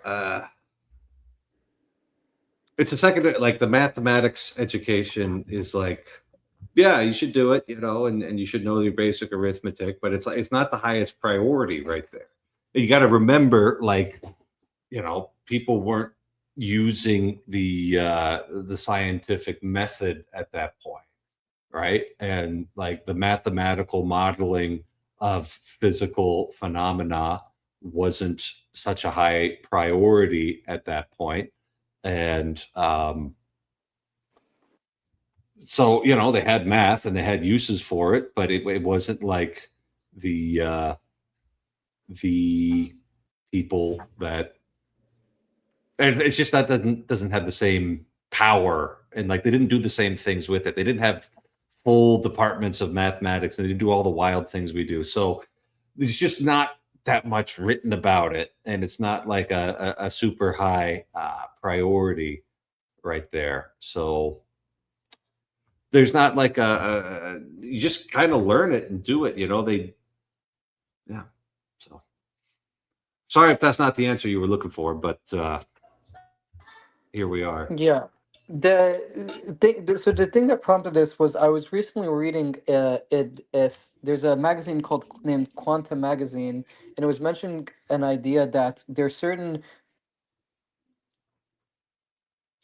sizes of infinity, which some people say the Kantian/Aristotelian view is that you can only have potential infinity and sets are open-ended because you can never construct and experience an actual infinity, but the Cantorian Platonist view is you can have multiple sizes of actual infinity. And I would imagine that the Thomist perspective would be no. Yeah, I mean, like, what do you mean by actual infinity at that point, right? Like, you can't actually actualize that. Yeah, those people weren't talking about infinity ever. So whoever wrote that is just confused and mixing. Well, I mean, like Thomas Aquinas uses infinity, right? But he's like, are we talking about a numeric infinity? Or are we talking about like a qualitative? They're mixing philosophy and physics because they think that's going to provide the answer that religion already had that they don't like. And this is Vervaeke does, right? This is what Peterson's trying to do. Like, this is and it's very old. It's a very old heresy. It's also kind of dumb. It's really, when you're in a Thomistic situation, it's really not that complicated. But exactly. Mathematics is a second order abstraction. Right? Your first order abstraction is a natural concept, right? You've got trees, squirrels, deer, human beings, and it's like, well, what is the nature of this thing? You abstract it from the particular. You can understand it now wherever you encounter it. So that's your first order of abstraction. Your second order abstraction is your mathematics, right?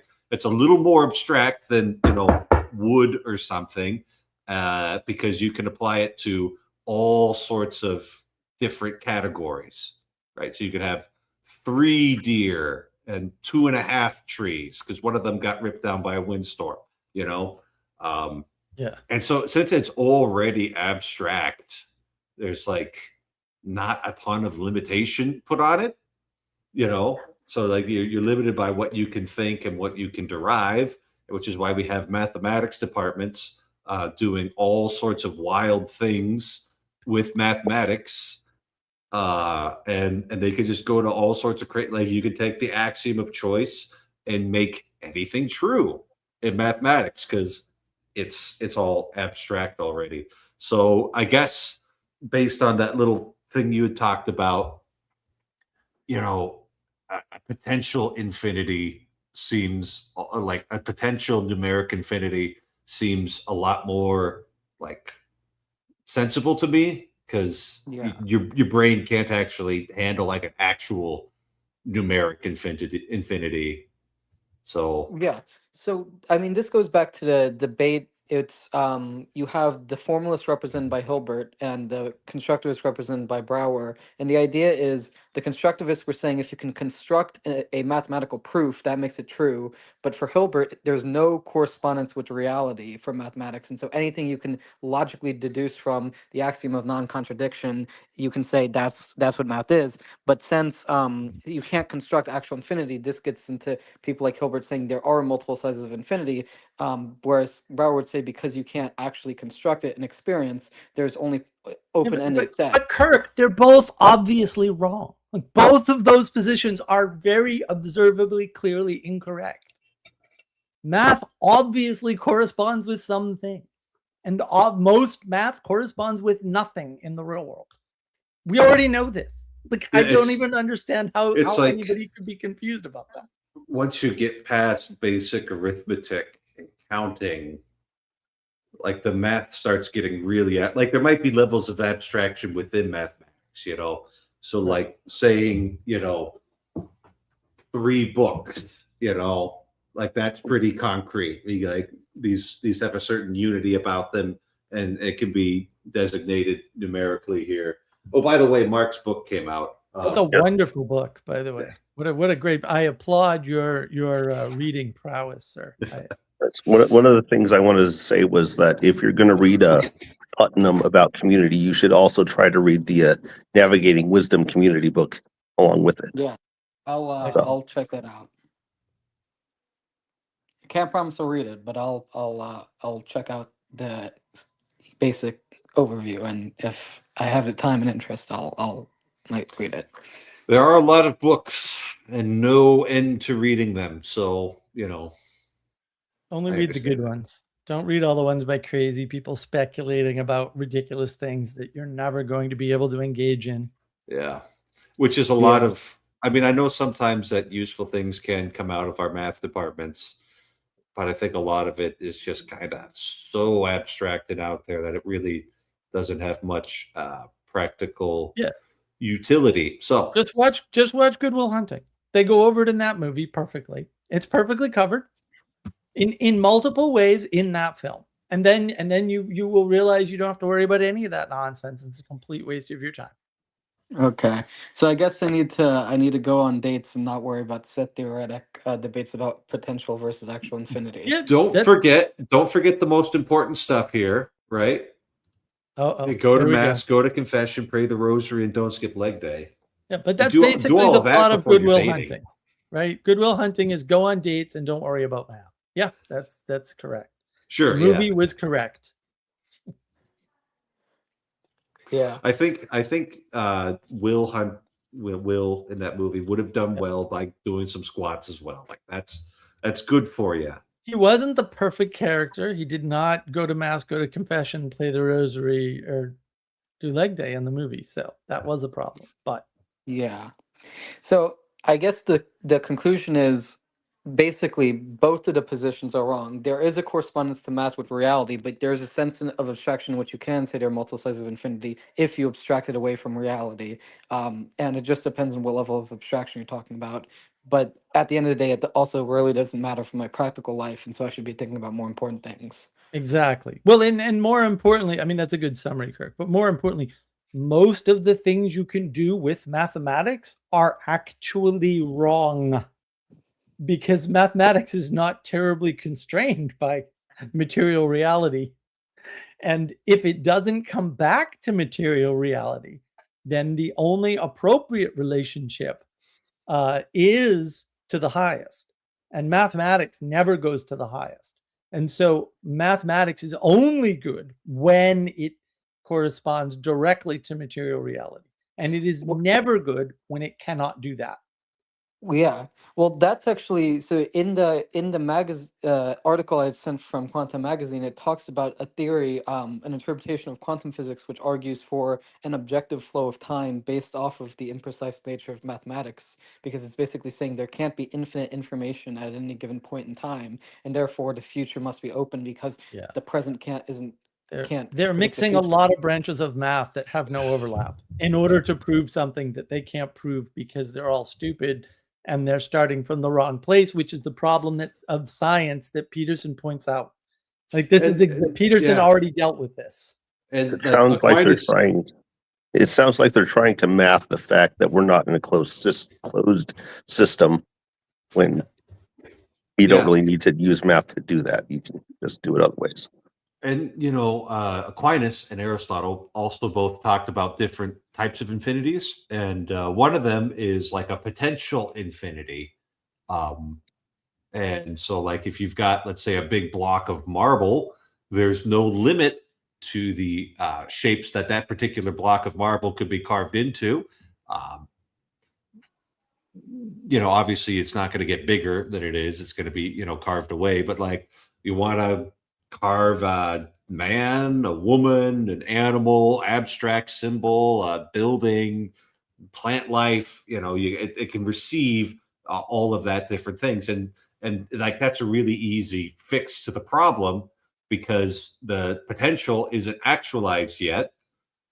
So, like, you're not going to deal with infinite information there, and you're not going to like run into that kind of like infinite information problem because the whatever the block of marble is going to be carved into doesn't exist yet. The formation hasn't happened. And so these problems only occur when math people forget that time exists and try to squish everything into the same time at once, which is invalid in the material world. And because they deal in second order abstractions and sometimes third order abstractions, they're too stupid to realize that. And so they get lost in this crazy math stuff. And they actually get lost in it and they never get out. That is part of what's in the movie Good Will Hunting. Yeah, and that's exactly what the conclusion of the article is that block universe interpretations of Einstein's theory of general relativity are wrong precisely because there is a flow of time that is real, and you can use the math to prove this. It's just interpretations of the math they argue for that. But that's exactly what the article argues. I can see the look on Mark's face right now, and the look on Mark's face can be understood in this way. This is why we lock these people up at the universities. Yes, so that the rest of us don't have to deal with that. What a dopey that conclusion is actually does not follow. But the conclusion is any idiot on the street, and I mean this technically, already knew that. And if they needed to science and math it, they're just behind the curve. Like, this isn't that, like, none of this is hard enough to warrant somebody with a degree dealing with it. It's just not hard. They just don't like the answer. That's a different problem. I'm going to answer Sally Joe's question here. In second grade, I got to put together a birdhouse at Lowe's with my friend Matthew O'Barry and a bunch of other random kids. And, it was a kit. So I didn't go like from the beginning. I was in second grade, so I got to learn how to use a hammer. What else have I built? In high school, our theater department wasn't big enough to have like separate, backstage crew and actors. And so us actors were very commonly building and painting sets in anticipation of the upcoming shows. And so I got to assist in building the sets, So I haven't built a ton of things. And 4-H and Boy Scouts, I built a ton of things. Don't get Sally started on assembly versus building. We'll never hear the end of it. Okay. All right. Never say the word kit around Sally. She just can't handle it. I think it's actually okay for second graders to not work the buzzsaws and not make the cuts themselves, but just learn how a hammer works and order of operation works in a safe enough adult supervised setting. So you might be able to give them a hand saw or a chisel. Well, a hand saw gave me 4 stitches in 7th grade. So excellent. Well, that's another type of lesson you need to learn also. Yeah, you need that lesson. I did. I learned it. Learned a lesson with this one too. I sliced this whole part of my hand open with a chainsaw. You people are weak. Oh, wow. Sorry to hear that, Mark. Well, look, he still got his thumb, so it's really not that bad. I got amazingly lucky. This is another case of the Holy Spirit's clearly here, hanging out, going, Mark's gonna do something dumb. I better help him out. Oh, Holy Spirit was there with me with our friends from 10 minutes ago, because I just was like when the first guy popped in, like, I don't know. Yeah. And I will say this: you don't need someone with a PhD to tell you that God exists. That's right. Mm-hmm. But you need people like that to tell you that he may not. Which means we don't need those people at all. Still my argument. The world was fine without them. It'll be fine without them now. Don't we need the contrast, Mark? Not a vote. They don't provide me. I mean, if there's no people with PhDs, then how am I going to listen to the Kurt J. Mongol theories of everything podcast? Exactly. That's true, Kirk. I concede my point. Without Kirk J. Mongol, where would we be? He's another one. I tried. I got my first. I got my first thank you for my notes on a video today. I'm so excited. It's only been like 8 years of putting notes on videos, and somebody finally said thank you. Super thrilled. Also, his first name is Mark, which is obviously the greatest first name that could exist. Yeah. Names are so funny.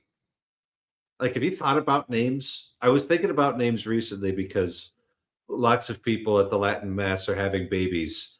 And the trouble with having babies is you have to name them. And that's actually like really tricky business right there, because you don't know this baby yet. And do they grow into their names or not? Well, like, that's the thing is, I think, so like, let's take a name. Like, Michael is one of my favorite names, right? But like, you guys know what Michael means? No.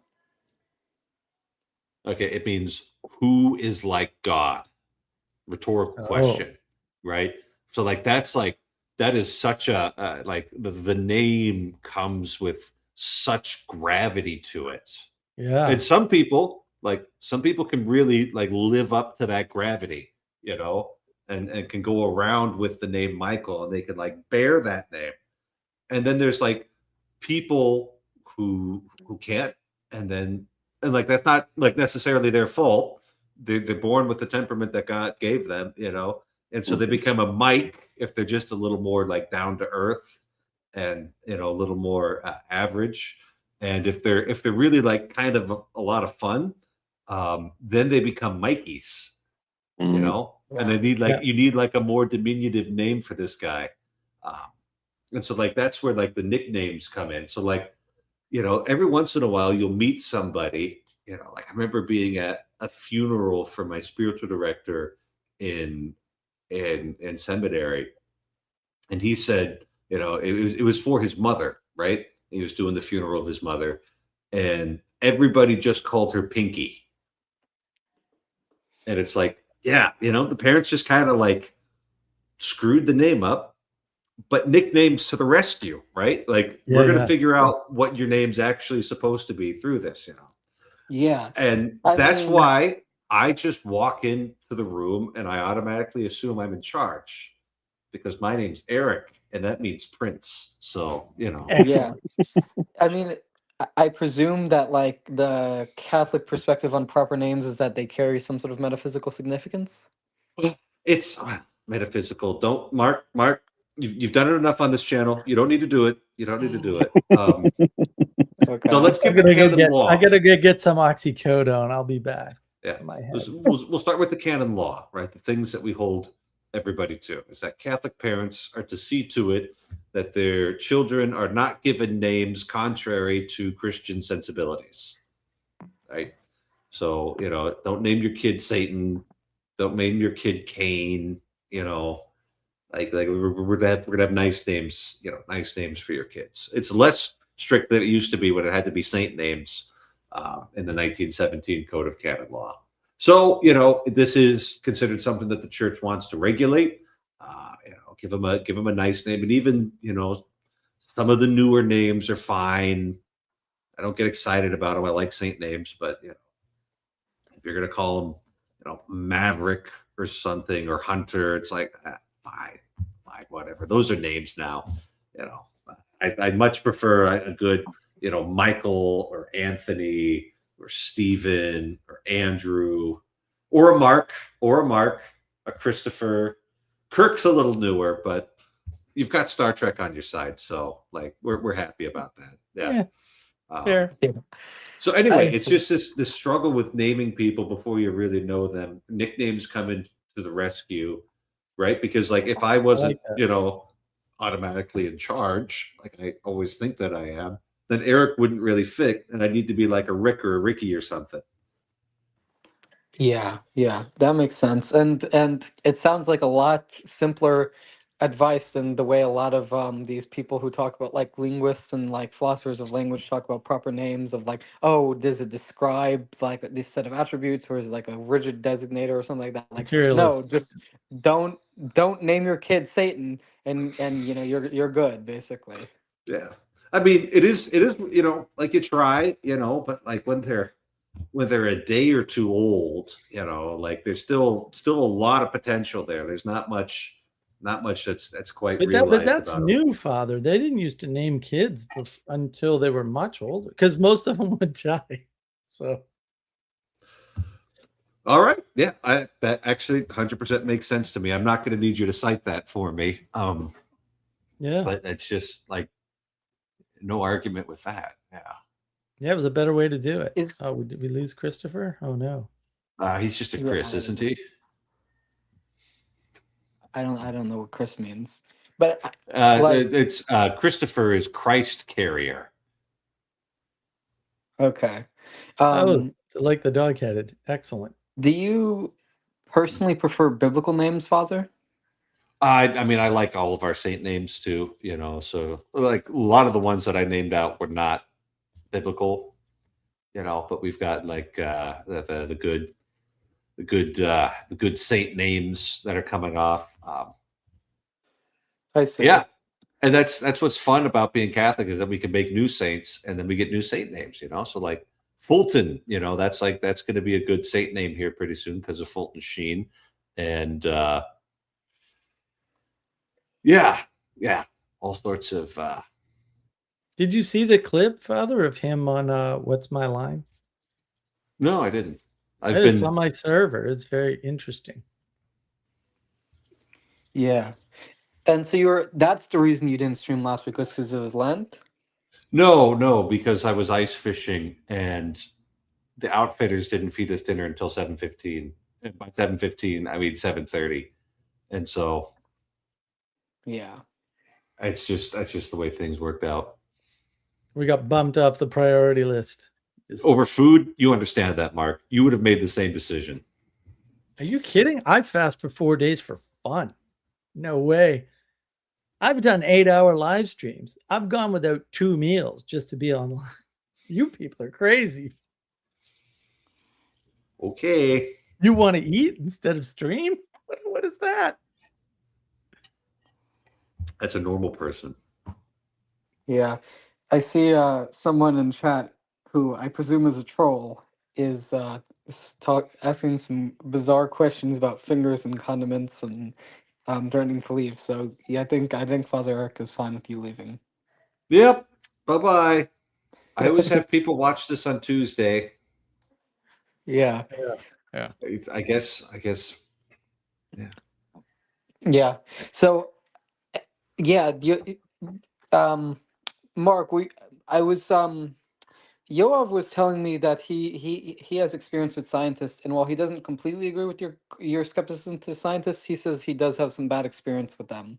So I guess I'll have to meet some scientists to fully understand this problem myself. But yeah, I don't know that you would. I think it's dangerous. But look, all you have to do is watch Teenage Mutant Ninja Turtles: Secret of the Ooze.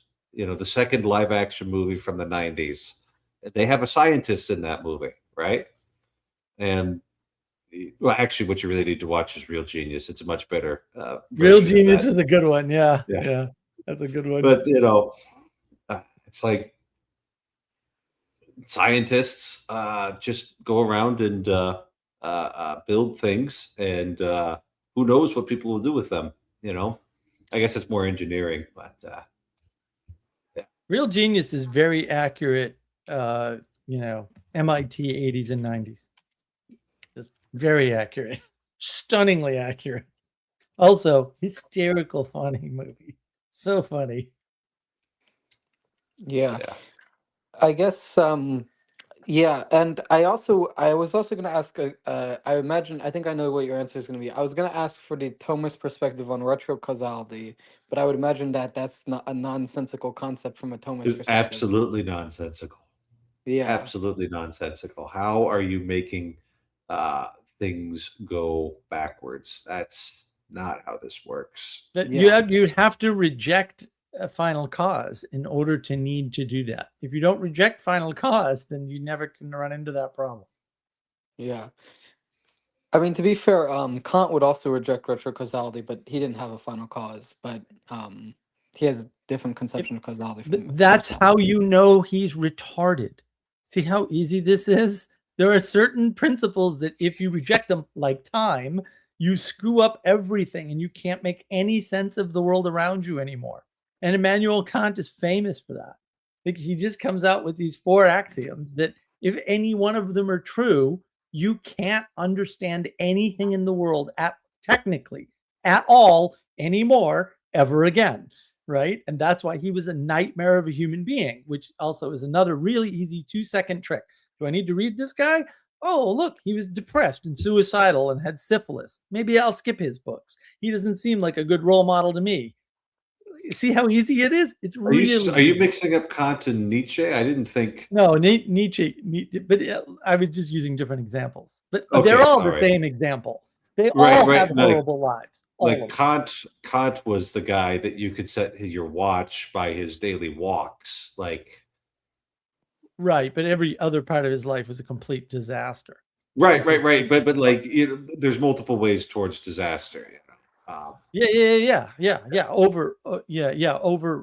structure is certainly one of them, right? The tyrannical level of engagement with the world. But like, that's the thing. You just look at their lives. Oh, like Kierkegaard. Oh, he was just the Luther of the Lutheran Church and like blew up his whole church for no reason. Maybe I won't follow his philosophy. It sounds like a bad idea. Then you don't need to read any of his books. Problem solved. Yeah. Okay, Mark. Still I true. am curious. Yeah, fair enough. But I am curious, is this I see you've been bombarded with comments. Is this the first time this has happened, Foster, or does this happen like every week? Like not every week. It's happened before, but not that badly. I think that was the most time. No, maybe we had it one other time. I've had worse. I was wise to that one pretty quickly.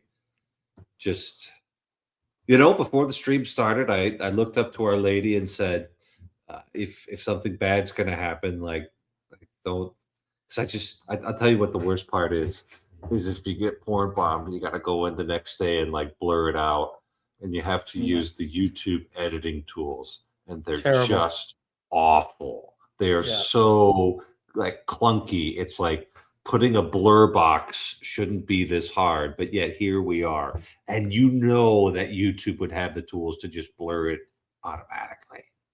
Yeah. Right? Because they can detect it and they can filter it out, which means with a little bit of scripting, they could just blur it, right? Like that is a thing that a computer could just do for me. And, maybe if I monetized my channel, I'd have access to those tools. But, they just... Nope. Of course, I've often wondered if, like, StreamYard understands the way that people are using the tools that they're building. Because I've been asking for, give me the option to admit this person without video for a while now. I asked for dark mode, too, and they gave me dark mode. So I'm happy about that. But... just give me the option to admit this person without video, because I don't know about them. Yeah, I mean, that's one of the reasons why I'm pretty quick to talk and to show my face, Fozzer, whenever I join on, is because like I want to make sure you do know, like I'm never gonna do that. Like I always You're on the trusted dot list. You're one of my trusted dots. Because when I see you, it's only a dot. I don't see. Yeah, which is fine. It's fine. You can do these things as you will. Yeah, I mean, So, yeah, I mean, it happens every once in a while. You've got people with nothing better to do except be possessed by demons and go around and cause chaos and destruction. And they're probably not actually possessed. They're just regular old tempted, right? We'll use these categories. This is a Catholic, like we mean something very specific when we say possession. It's like in the movie Nefarious. That's full on bodily possession there. It's not terribly You're common. gonna have to prove they're not, and I see no evidence that they're not. I think there'll be lower levels of influence over their behavior. That the exorcists have all these categories. The exorcists told me to jump on my left foot while reciting the national anthem in order to keep the demons away. I would just do it because like they are the ones that get yelled at by demons all day long. And yeah, I'm just gonna trust whatever they say. yeah. And here we are. It's dark outside. And, you know, a rational creature would actually go to bed underneath these circumstances. So I believe that we have come to the end of this stream. Why don't we all just thank God for the gifts that he's given us and have a blessed and quiet evening, sleeping with the angels and rising with the saints. Good night and God bless you all. Good night, Father.